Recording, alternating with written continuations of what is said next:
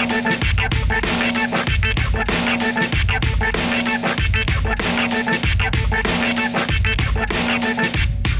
grip, pump on my neck at all times. Pistol grip, pump on my neck at all times. Pistol grip, pump on my neck at all times. They can be fucking with other niggas shit, but they can't be fucking with mine. Pistol grip, pump on my neck at all times. MLB goes on, yeah.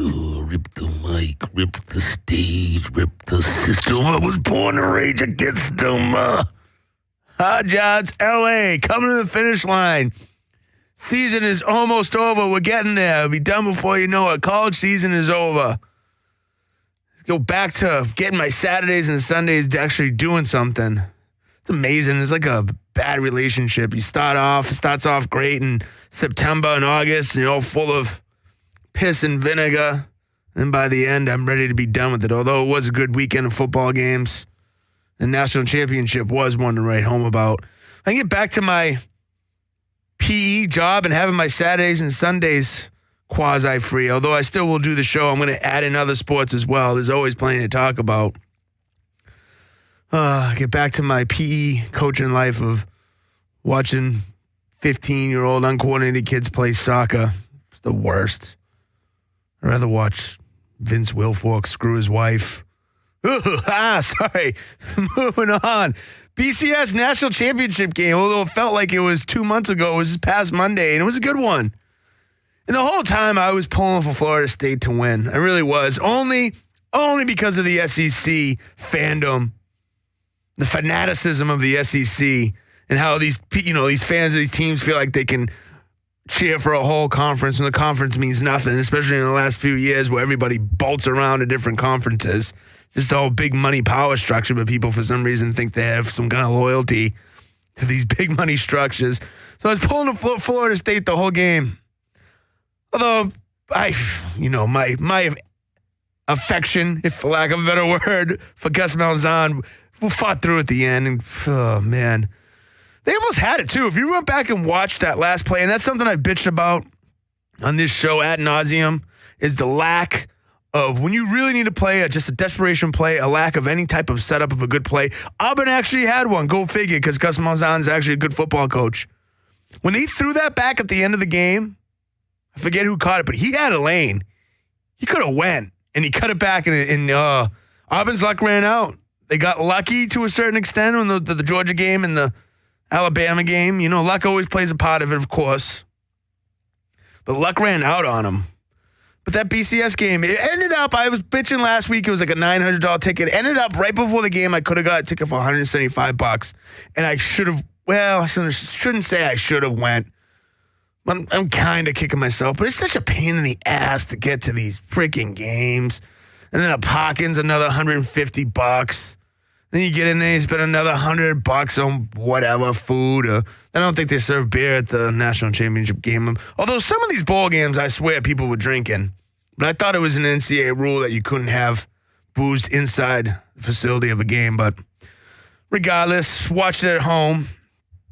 Brett Musburger introducing the game, as always. Classic Musburger. Introduces himself as Kirk Herbstreit and introduces Kirk Herbstreit as Brett Musburger. It just keeps going like he didn't even miss a beat, like it was normal. Nobody called him out on it. This is fucking TV for you. Jameis Winston. I flip-flopped on him, especially after the game. I don't like hearing him talk. He's too much.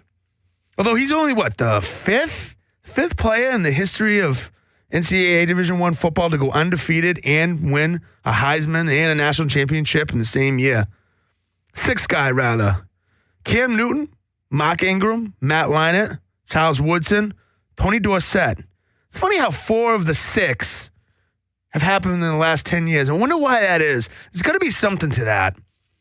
It's got to be that voters are so saturated and public opinion becomes so swayed. There's no real regionalism. People don't have their own voices anymore. It's a rant alert. I think it has to do with the internet age and opinions, and public opinions get formed more easily than it was when it was, strictly a regional thing and a regional vote. When voters were more isolated in their regions, I think they see everything now, and they just kind of, there's a consensus that gets built in the ESPN talk radio world. So they end up voting for that guy who was playing for that national championship team. Because there's no way Matt Leinart was the best player in the country in 2004. Cam Newton definitely was. Mark Ingram, he seems to be a product of the system. Decent running back. Charles Woodson was a force. Was a rare two-way player, which I believe he's going to start seeing more of. And Tony Dorsett evidently was a freak of nature as well. I know he was a great running back. What about Heisman quarterbacks in the last 7 national championship games with 2-5. Now 3-5. Jameis Winston. Thanking God and Jesus right off the bat. Oh, the pregame hype. Yeah, I respect Florida State, but oh man, they show a guy like Chris Winkie. Chris Winkie makes me feel my age. He looks about 57 years old. Coming out there. I mean, I don't feel old, but I look around and see some guys my age, and I'm like, shit, man. Maybe I'm just a warped perception of reality. I still feel like I'm all right, but then you see some of these guys, and they just freaking completely let themselves go. But then again, I'm staring at myself in a camera right now, and I don't feel so good about it as well. I digress. ESPN went with their broadcast. Interesting style of broadcast. They went with that mega cast. They had on ESPN2, it was almost like a Mystery Science Theater 3000 type thing. They had these coaches sitting around commenting on games, which I like. I think there's a place for that in football, especially as we get into the media of having these specialized stations, which once again, not to go off topic, Vincent Kennedy McMahon blazed the trail in media this week, coming out with the WWE Network. $10 a month. Okay, you get all the pay-per-views, you get all this special content for a relatively cheap price of $10 a month. I think a lot of these people outprice themselves. ESPN's probably going to be next to follow suit with something like this. They already did it, but I mean, as far as getting the different content and having different styles of watching the games, and they're already doing it. I liked it. The only problem is, one of the things about watching sports that I'm attracted to, and I know a lot of people are attracted to as well, is when you watch sports, you can talk over it. You don't have to listen to the freaking clown shoes announcers the whole time. But if you really want to watch it with those coaches making comments, you got to be quiet. So it's almost like watching a movie, and you got to watch them. Look at that Johnny Manziel and Tim Tebow talking over the games.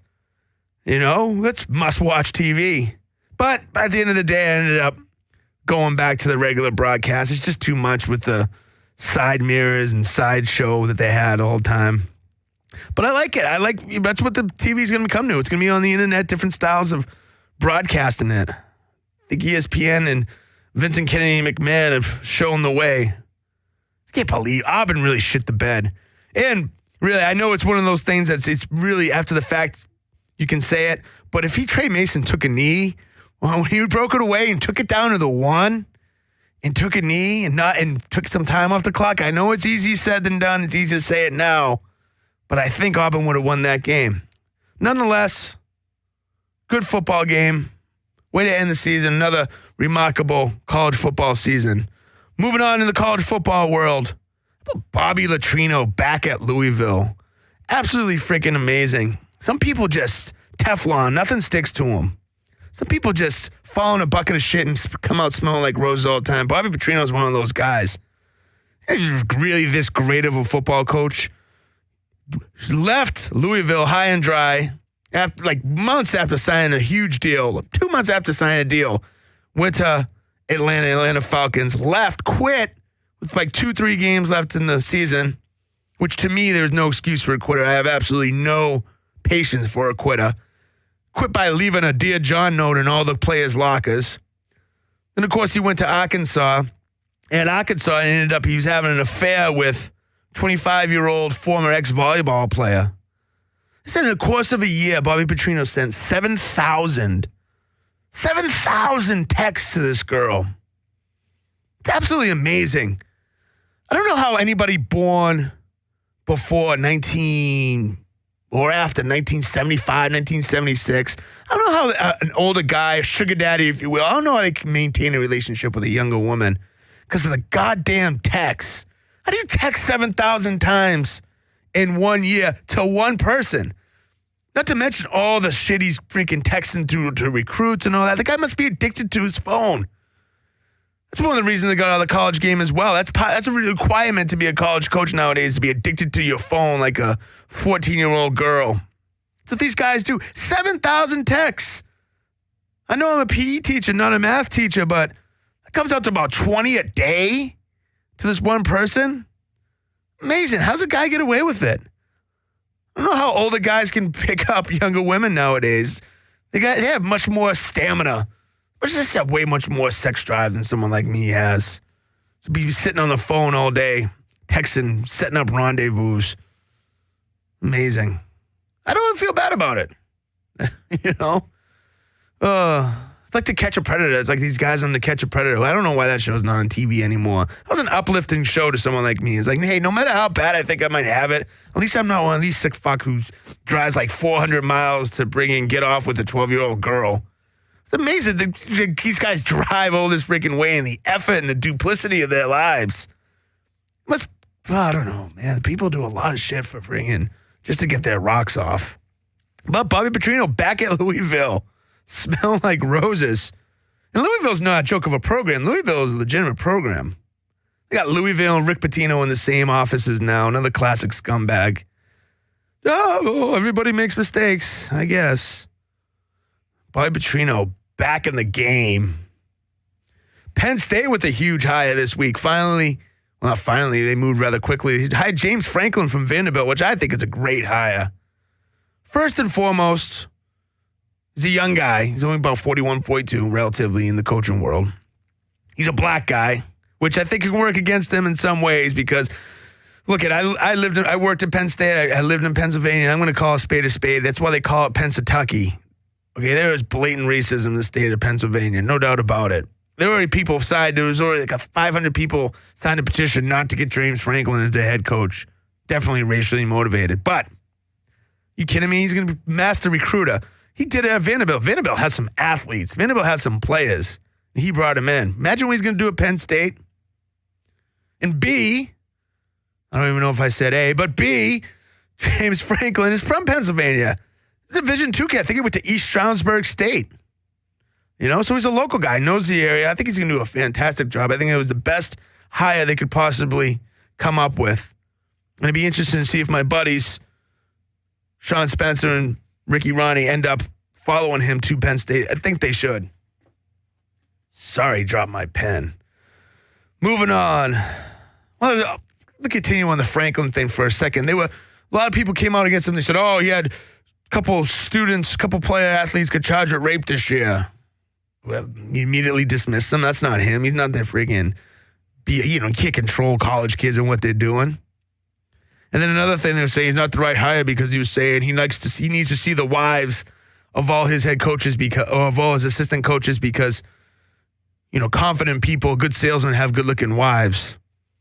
I'm not saying anything that's probably not fairly true because all those guys are salesmen. They're snake oil salesmen.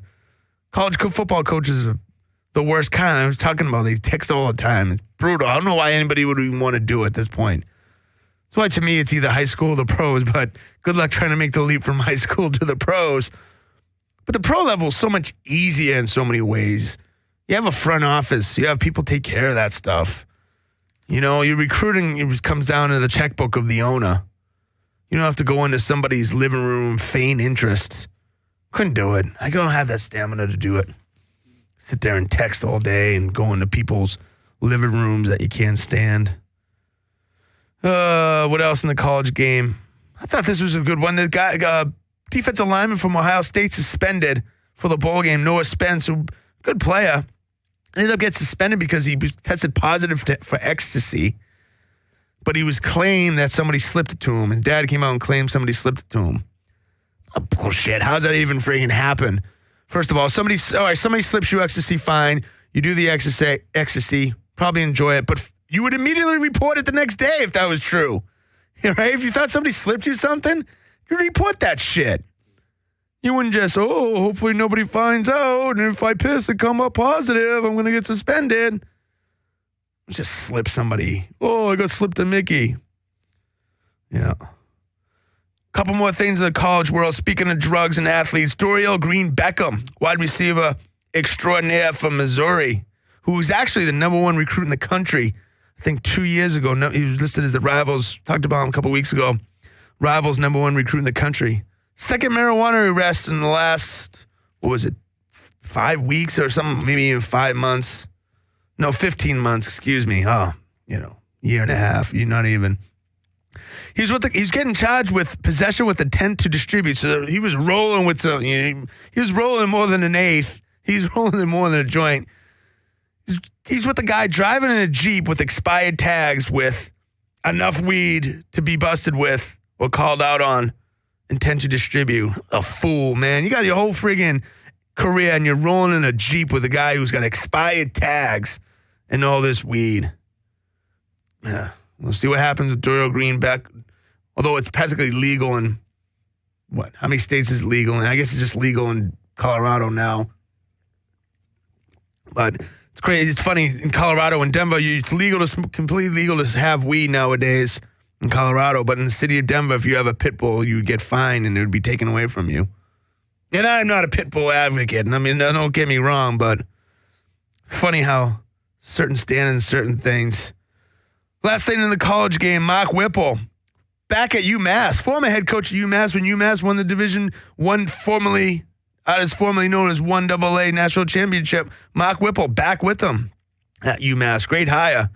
Oh, that's a dead-end job. There's no way UMass is ever going to be good at Division I football. No freaking way. You can't. First of all, they didn't play on campus.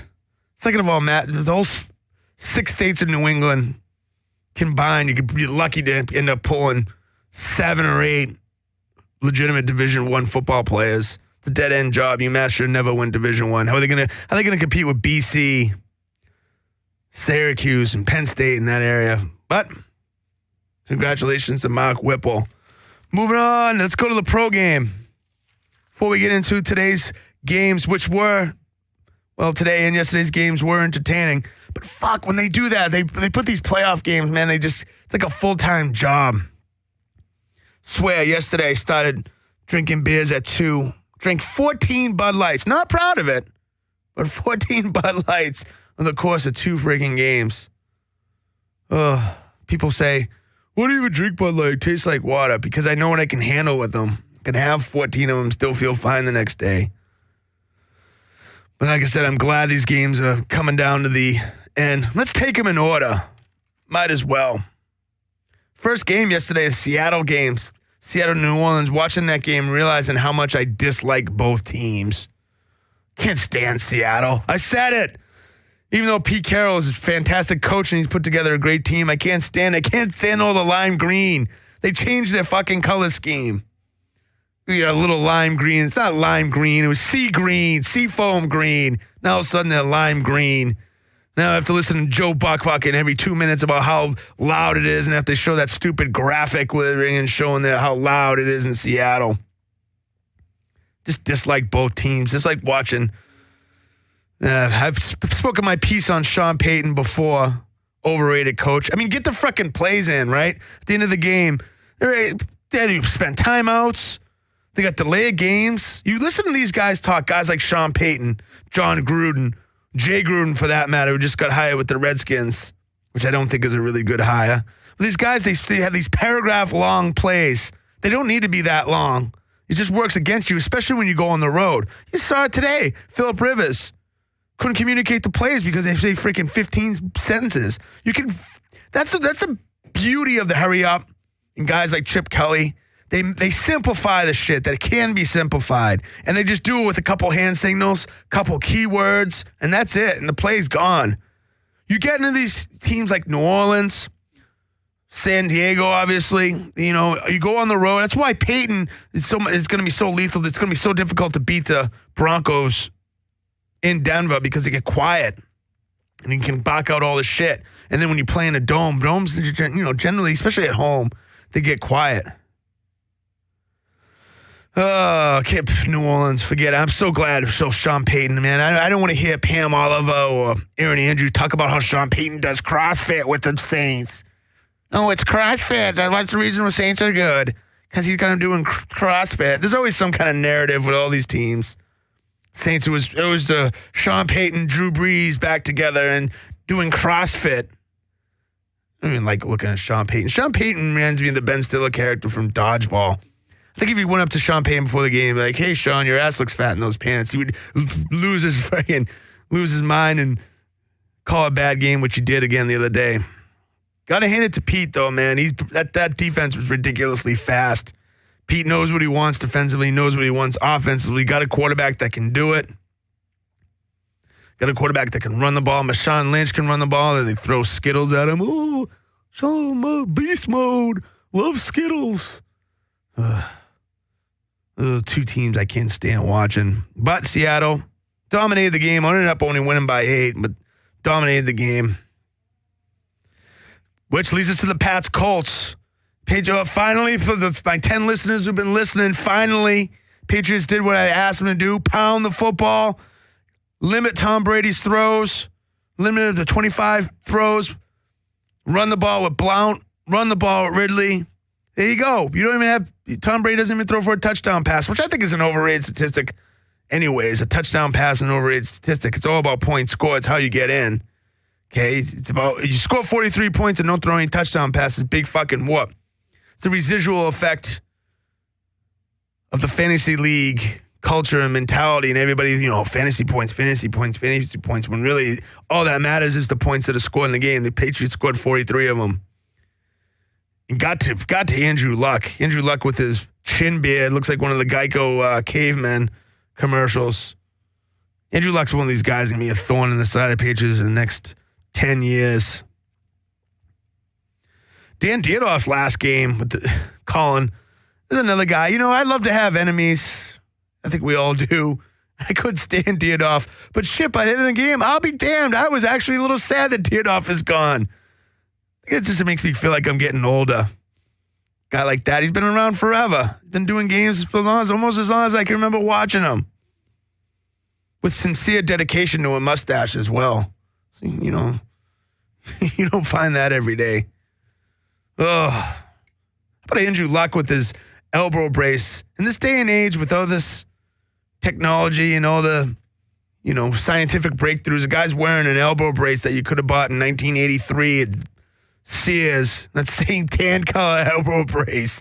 You see middle-aged guys playing racquetball wear those elbow brace. They couldn't come up with anything better than that. That's what he's got.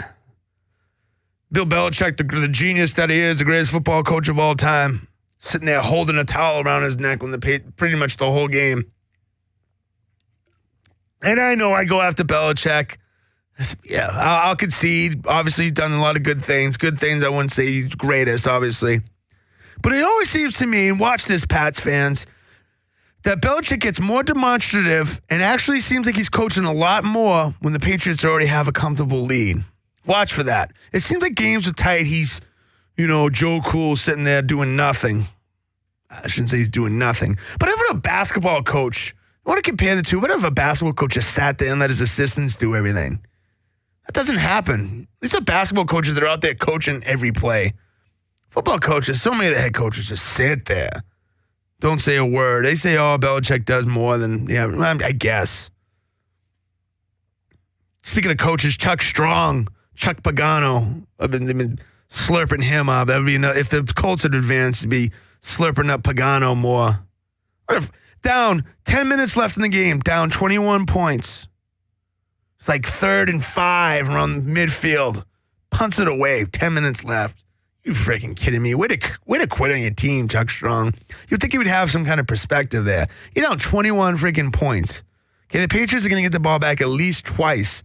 They're going to at least be able to run off 3.5 minutes each drive. It's going to leave about 20 seconds. Got to go for the game there. Another terrible coaching job. Chuck Strong. I guess that moves us on to today's games. 49ers, Carolina. You know what? I try to hate on this San Fran team, but I tell you what, two things. One, they're the most talented roster, most talented team in the NFL. It amazes me they lose any games, to be honest with you, and they lost a few in the regular season. But top to bottom, offensively and defensively, they have the most weapons. I think Jim Harbaugh's a good coach. And you know what? I tried to dislike Kaepernick, But I tell you, there's something about him. I love this. He's almost like a bad guy wrestler. Speaking of bad guy wrestler, how about the shit that Ric Flair was getting this week? With the 49 of Carolina. I guess evidently Jim Harbaugh flew him out. I watched it on YouTube and he gave a little speech to a team. It was fantastic. Maybe even respect Kaepernick more. Those guys, those pro football players were looking at Ric Flair with just such reverence. You know, those guys were going nuts. Seeing the Nature Boy, dirtiest player in the game, turning his back on the Carolina Panthers. He's a longtime Charlotte resident, although he came out, if he goes back into, what is it, Mecklenburg County or whatever it is, Charlotte is in Carolina, if he goes back into that county, he's going to be arrested on site for lack of child support payment. Woo! Nature Boy, dirtiest player in the game. Steve Smith was all fired up because I guess Carolina breaks down on the woo, although a lot of other teams do. A lot of basketball. I know Charlotte basketball team does as well. But Kaepernick, playing the role of bad guy wrestler after he scored a touchdown, peeling off the Superman, buttoning it up, and then kissing the bicep. That's classic. Good for Kaepernick. You know, such a young fellow with such great heel instincts. You can't buy that. You gotta like that. At least as a pro wrestling fan, I do. The 49 team, it just seemed like there was never I should say that Carolina had its chances, but they blew them. And they still got David Shula calling plays for them, for fuck's sake.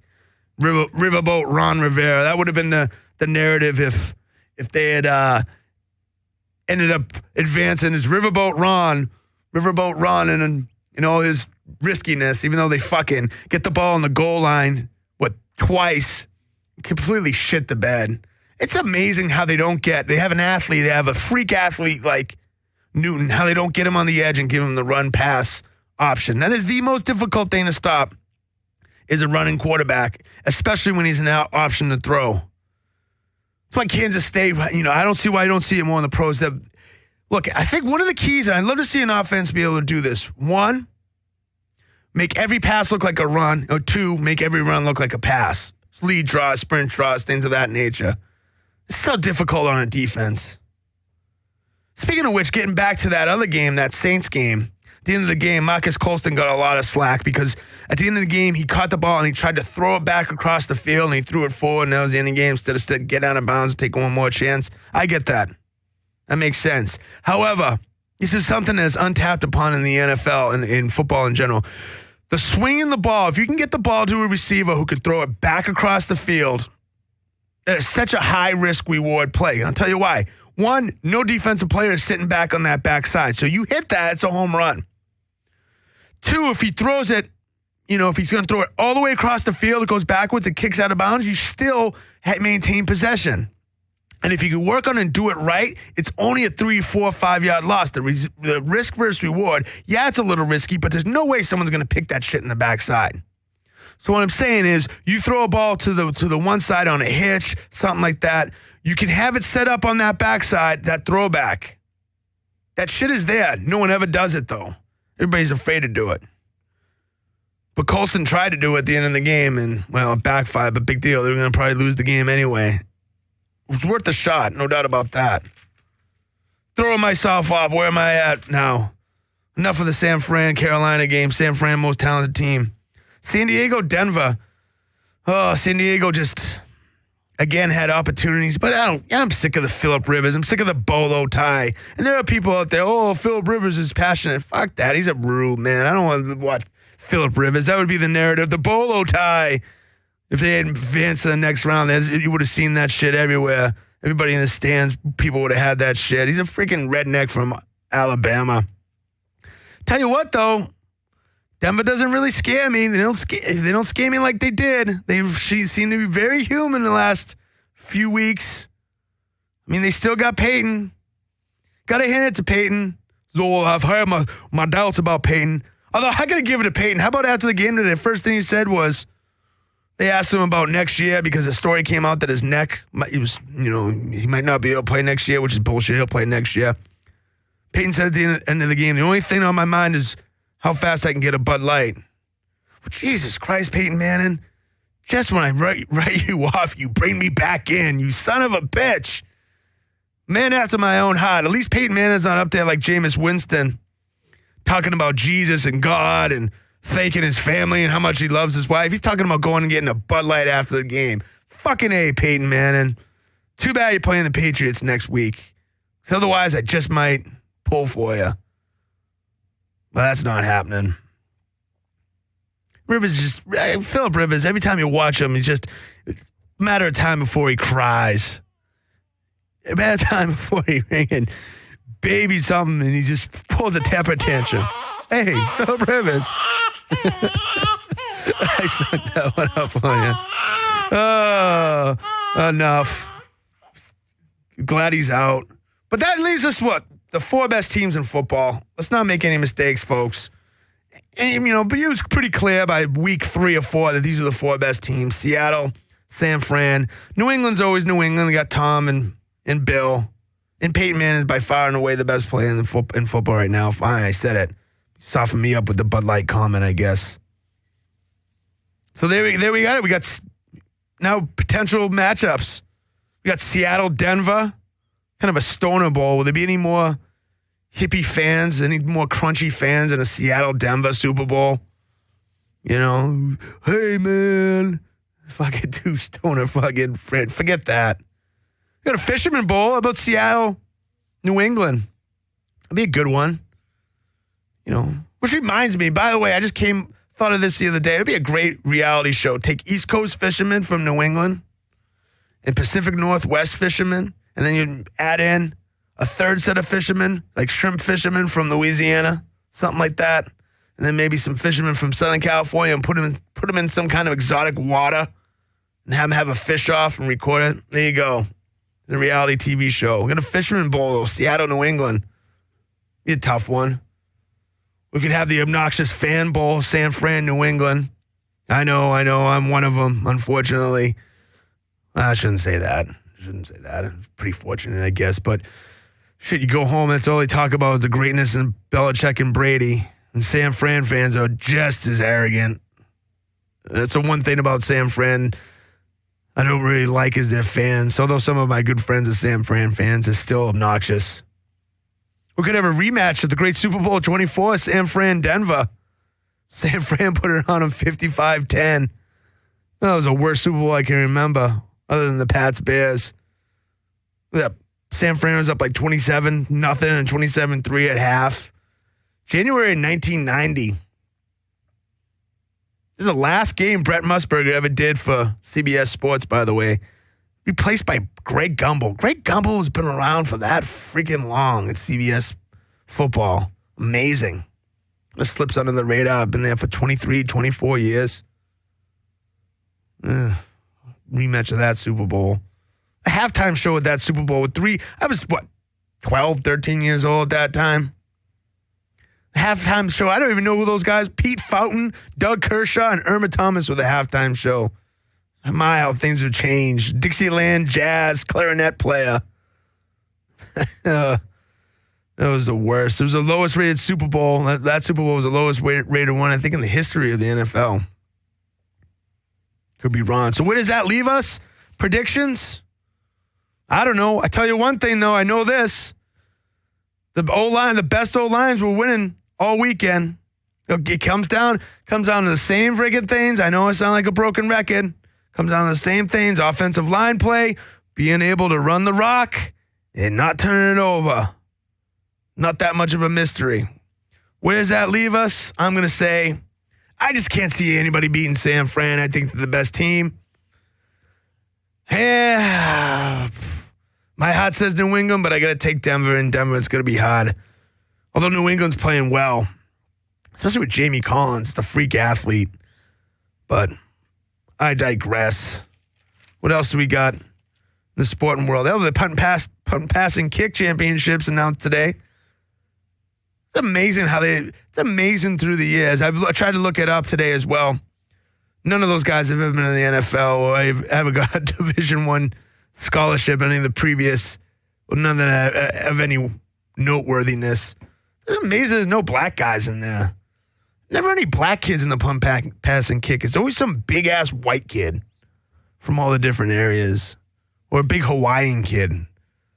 Someone who looks like he's 18 or 17 and he's 11 years old. Never any brothers. Interesting. I think the black kids would be able to do well at that, especially considering the NFL's, 70% black, but none of the punt, pass, and kick.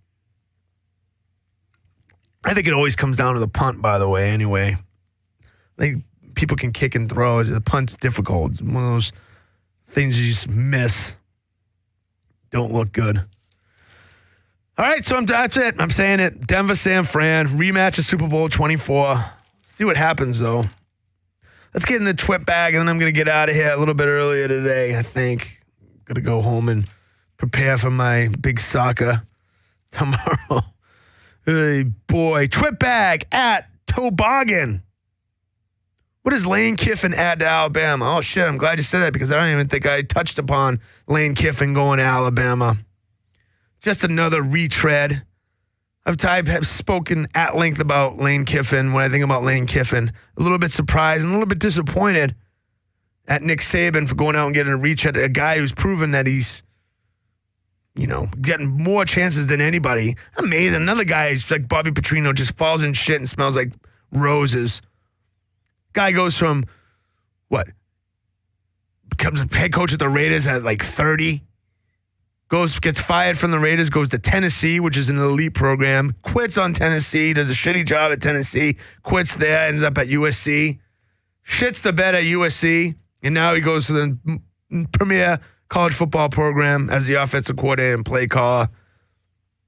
Will probably end up, it's probably the ideal situation for someone like that, can learn under Saban, I guess. What does Lane Kiffin add Alabama?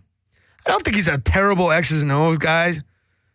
I guess he's someone who knows what it takes to succeed in the business. I don't think it's a really good move by Saban. I don't think it helps the program at all. I think what Saban needs to get into is more the tempo, no huddle stuff. You could still run the ball that way. Kiffin has not shown that to be his forte. I don't think he adds anything that. I think he adds a sense of professionalism as a guy who, knows, has been around a little bit, obviously. But no, I don't think it's a good hire at all. Next question at New Fat Leva. Leva, Fat Leva, Leave, her. I get it. What are your thoughts on letting college players transfer without penalty when their coach leaves? I think I'm absolutely in favor for it. These snake oil salesmen tell these kids, they smooze these kids, they get these kids to come to these schools. For really, they're the reasons why, these recruiters are the reasons why these kids go to these schools. And then they just turn around, up, and leave. I think if that happens, I think there could be some rules with that, freshman, sophomore, whatever, but I think they should be able to transfer without penalty. The fuck? They got bamboozled into getting in this relationship. You can get out when the other party's out. Absolutely. Shouldn't take some kind of sex scandal or something to be able to transfer without penalty. You should be able to transfer without penalty. Who cares? Especially college football. I mean, the holier than now sanctimony of this shit. Speaking of holier, digression. Speaking of holier now, how about the Baseball Writers Association? I know it's a football show, but the Baseball Writers Association of America getting their panties in a bunch because Dan Le Batard gave his ballot to the website Deadspin and let the fans vote on the Hall of Famers, who they wanted to go in the Hall of Fame. Oh, my gosh. Imagine that, actually letting the fans have a vote in who is Hall of Fame worthy instead of some freaking keyboard jockey, pencil pusher, jock sniffer who has all the power and who, goes into the Hall of Fame. They suspended him. A bunch of fucking clowns in that organization. Oh, my God. Heaven forbid let the fans actually have a vote. I digress. At Mop Up Reliever. Who are the coach, rookie, offensive, defensive players of the year? I think I talked about it. I'll rip through it rather quickly. Coach of the year, going to give it to Andy Reid. Took a team that was 2-14, turned it around, brought up playoffs. Made the Chiefs relevant again. Got to give it to him.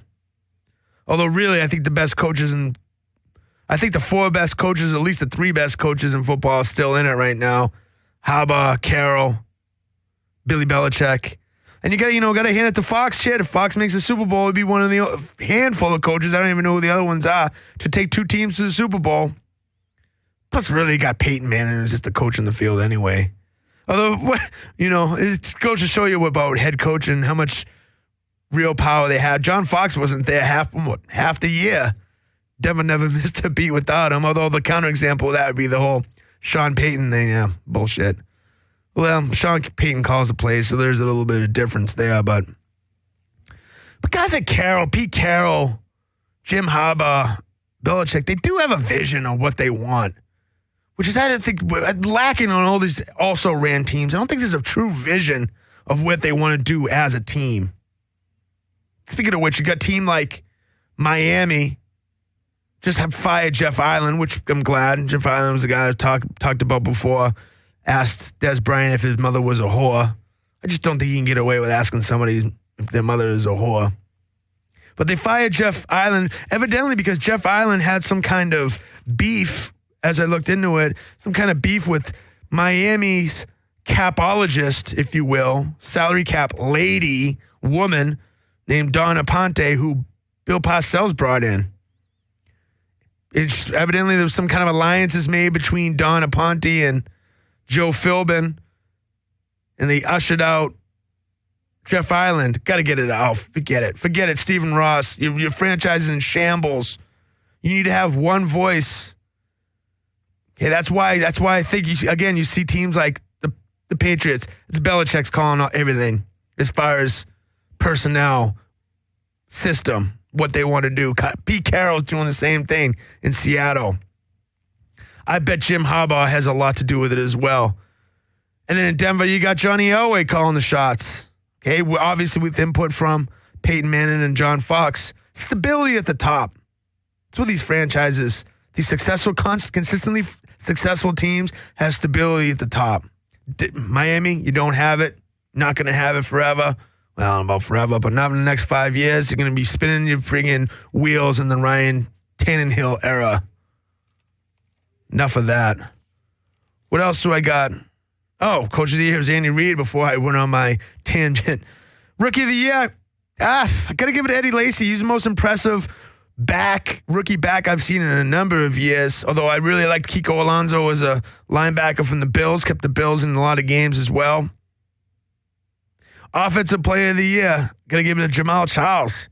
Jamal Charles touched the ball like 30, and it was a huge reason why Kansas City ended up losing. Andy Reid did a great job getting Jamal Charles the touches he needed to be effective. Speaking of touches needing to be effective, how about Charles Johnson bitching about Tennessee? Guy makes $10 million a year, and he's saying, "You're not using me right. I need 300 carries." He got like 285 this year. Keep your mouth shut. A guy like that. He's leading. He's in the last 5-6 years, not Charles, what I call him, Charles Johnson, Chris Johnson. In the last, he says he's wasting his prime. You'd love to be wasting your prime getting $10 million a year. Just shut the hell up. If anybody had any real claim to that, it would be Adrian Peterson. Adrian Peterson doesn't get the ball nearly enough. I think Chris Johnson gets the ball plenty. And then, their franchise, quote-unquote franchise quarterback that they pinned a lot of hopes on didn't pan out. Jake Locker, that happens. And there's no stability there with Coach Mike Munchak. Should have kept Jeff Fisher, turned it over to him, but they didn't. Another team, never going to do anything in the next 5 years. So what are you bitching about, Chris Johnson? You want to go to the Patriots? You want to go to the Broncos? Don't they all? Take your $10 million a year and be thankful. They talk about the decline of the popularity of the NFL. 34 of the 35 most watched TV shows this fall from September to December were football games. The one game that was a non-NFL production was the Macy's Thanksgiving Day Parade. 34 of the 35 most watched TV shows in the fall, sheer numbers, were NFL-related shows. So I don't think the concussions and I don't think all that stuff is going to make anything go away. There's no way they can stop the concussion protocols. Well, one of the things they talk about is tackling and trying to teach the correct form of tackling. Fine, I get it. But how about the two defenders who run into each other? How about in the San Diego game today? I think there was 3 different times when two defenders from San Diego ran into each other and then one of them ended up getting concussed.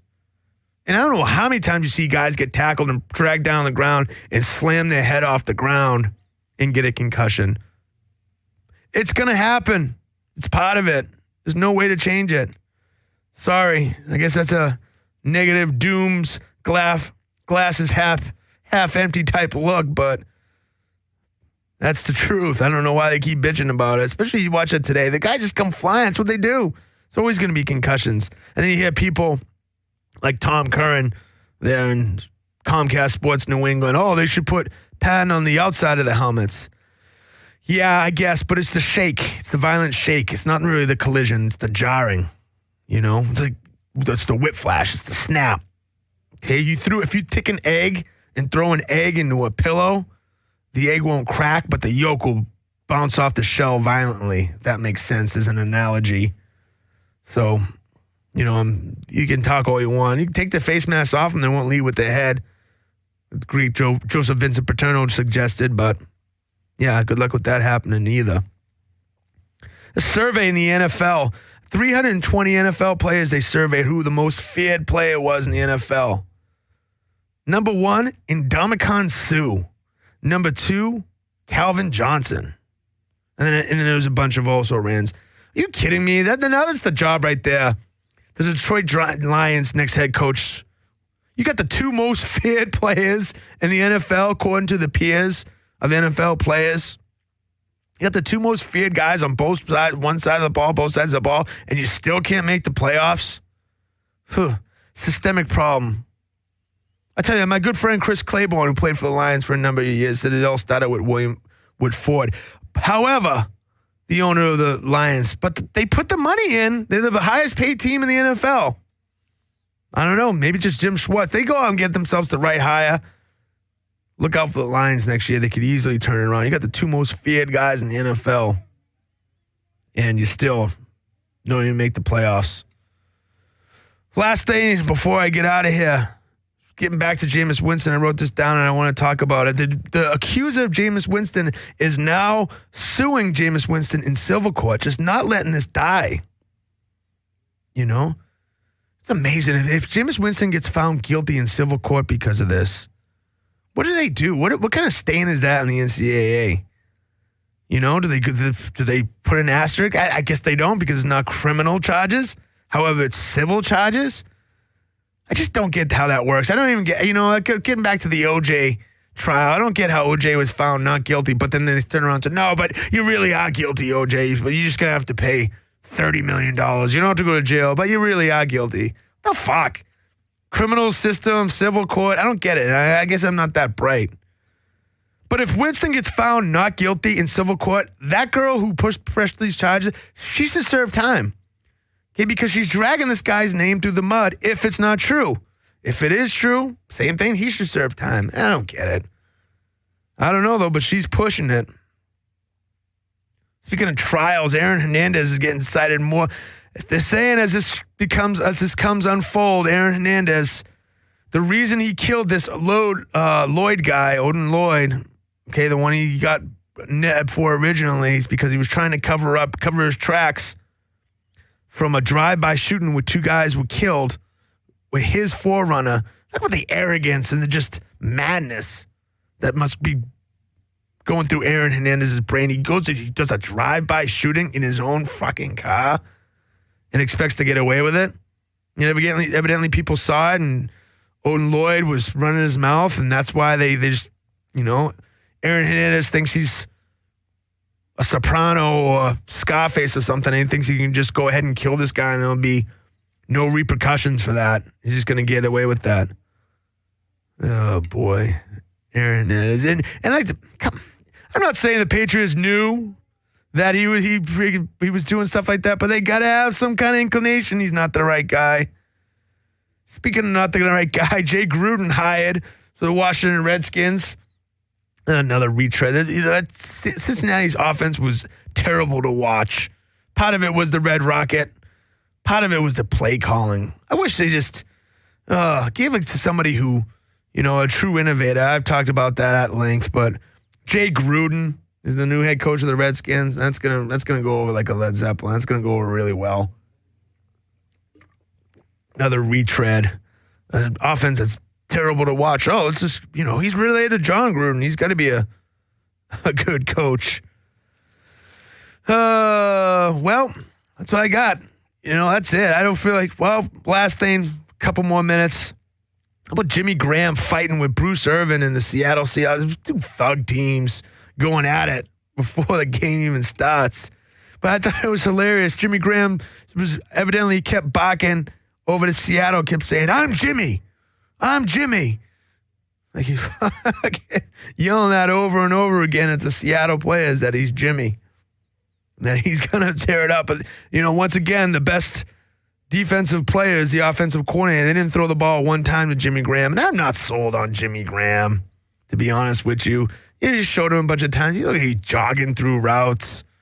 I think there are better receivers out there than Jimmy Graham. He didn't look like he wanted the ball. He's jogging through things. I'm not completely sold on Jimmy Graham. Oh, shit. I still got a couple more in Twit Bag things I want to talk about. I went off on a tangent. Offensive player of the year, defensive player of the year. Comes down to two guys, Earl Thomas or Navarro Bowman. Those are the two best players in defense I see right now. Bowman is ridiculous. The guy's a freak, former Nittany Lion, all over the place. That's why the San Fran team is so tough. They got bullies. This is not your golden polish, slick, Bill Walsh, Joe Montana, Steve Young, out finessing anybody. This San Fran team is mean, physical. And I think Navarro Bowman is the catalyst of that defensively. Also, Earl Thomas is just a freak of nature back then, this defensive secondary for the safety for Seattle. Can I hold out to see who wins that game? Fine, flip a coin. I'll give it to Bowman because he made that huge pick in that run back in the last game at Candlestick. And finally, player of the year. It doesn't pay me as much after today, after talking about I needed Bud Light. Gotta be Peyton. Peyton gotta be player of the year. It's a no-brainer. You can't even dispute that at this point. But I don't understand why they don't give this shit after the playoffs are done. I understand supposedly it's a regular season award, but so what? You need to get all the information in.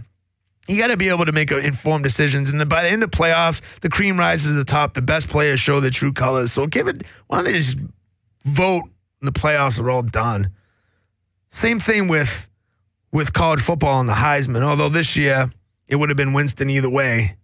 But they just wait till all the information is in. All the information is in. The best teams with the best O-line. The teams that can run the ball the most effectively and hold on to the ball and not turn it over and get the home games and play good defense and tackle. Funny how they win all the time. Amazing how that happens. Should be really good games next week.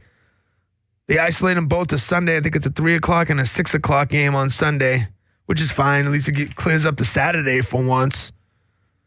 At least I don't have to sit around and watch games on Saturday, though I'll miss that. By the time February comes around, I'm not a huge college basketball aficionado, so I don't really like to watch college because there's a hole in my schedule there, but that's all right. I can fill it with whatnot, things that I got going on.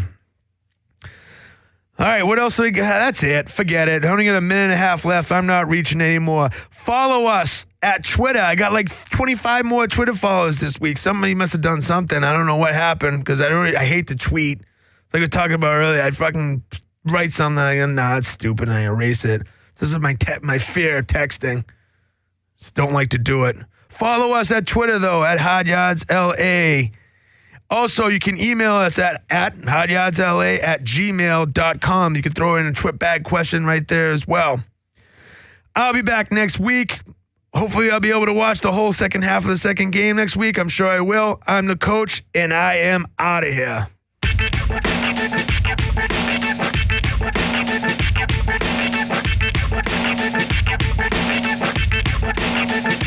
Pistol grip, one more lap at all times. Pistol grip, one more lap at all times. Pistol grip, one more lap at all times. They can be fucked with.